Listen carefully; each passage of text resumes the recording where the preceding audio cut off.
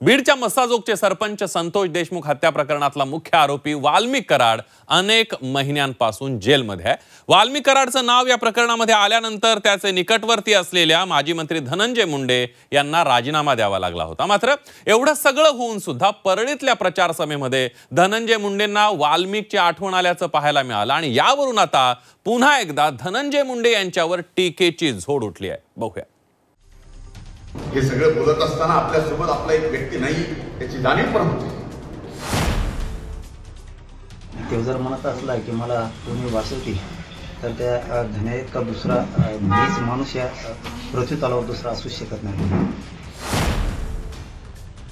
धनंजय मुंडे यांना आपलेपणा वाटत असेल, त्यांची उणीव वाल्मिक कराडची जर भासत असेल तर अशा माणसाला माणूस म्हणण्याच्या तो योग्यतेचा नाही। बीडच्या मस्साजोगचे सरपंच संतोष देशमुख यांच्या हत्या प्रकरणाने संपूर्ण महाराष्ट्र ढवळून निघाला।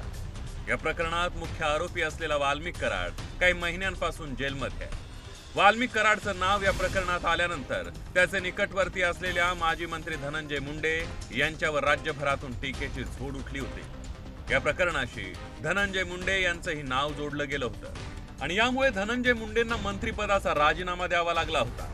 राजकारणाच्या मुख्य प्रवाहातून काहीसे बाजूला फेकल्यासारखी धनंजय मुंडेंची अवस्था झाली आहे। मात्र एवढं सगळं होऊनही अद्यापही धनंजय मुंडे यांना आरोपी वाल्मिक कराडची आठवण येत असल्याचं पाहायला मिळालं। 10 महिन्यांपासून आपली एक व्यक्ती आपल्यासोबत नाही असं म्हणत धनंजय मुंडे यांनी वाल्मिकची आठवण काढली आहे।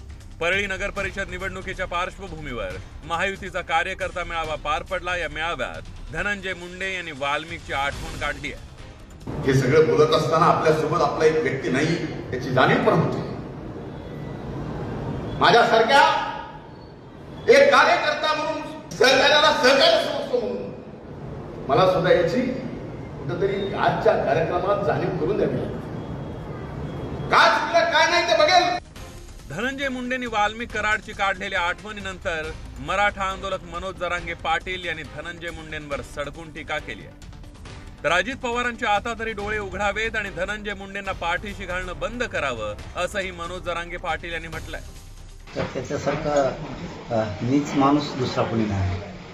तर संतोष भाईची इतकी क्रूर हत्या करून ते जर म्हणत असला की मला कोणी वाचवते तर त्या धन्यात का दुसरा नीच माणूस या पृथ्वी तलावर दुसरा असू शकत नाही। तो मित्र असो किंवा ते स्वैर असो, वाईट कृत्य जर केलं तर त्याचं कधी समर्थन करायचं नाही। आणि त्यातले त्यात आता तर अजित पवारचे डोळे उघडले तर बरं होईल। आणखी तरी किती त्याला पाठीशी घालायचंय।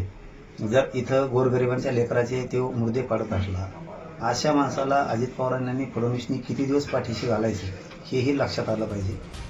राक्षसी प्रवृत्तीच्या वाल्मिक कराडने संतोष देशमुखांची क्रूरपणे हत्या केली।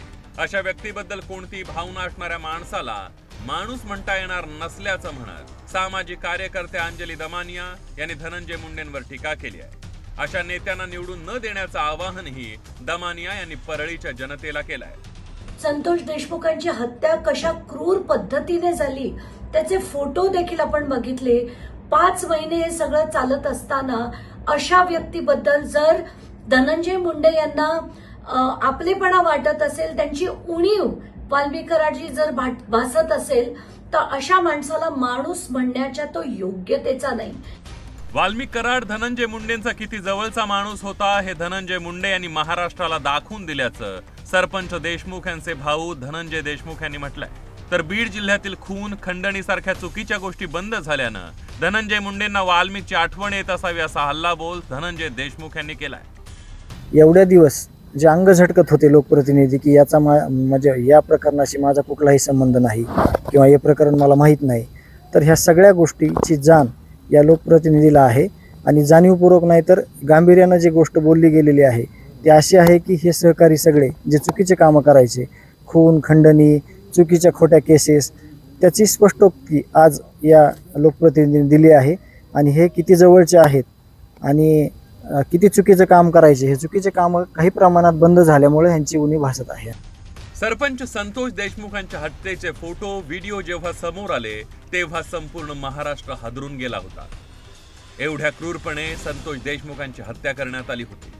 या सगळ्याचा मुख्य सूत्रधार वाल्मिक कराड जेलची हवा खातोय. यामुळे टीकेचे धनी ठरलेले आणि मंत्रिपदावरून पाय उतार व्हावे लागलेले राष्ट्रवादीचे नेते धनंजय मुंडे हे अद्याप वाल्मिकच्या प्रेमातून बाहेर पडल्याचं दिसत नाहीये. त्यामुळे धनंजय मुंडेंवर पुन्हा एकदा टीकेची झोड उठली आहे. वाल्मिकची आठवण काढणाऱ्या धनंजय मुंडेंना संतोष देशमुखांच्या लेकरांचा तो केविलवाणा चेहरा आठवला नसेल का हा प्रश्न निर्माण होतोय. महेंद्र मुधोळकर, झी 24 तास, बीड.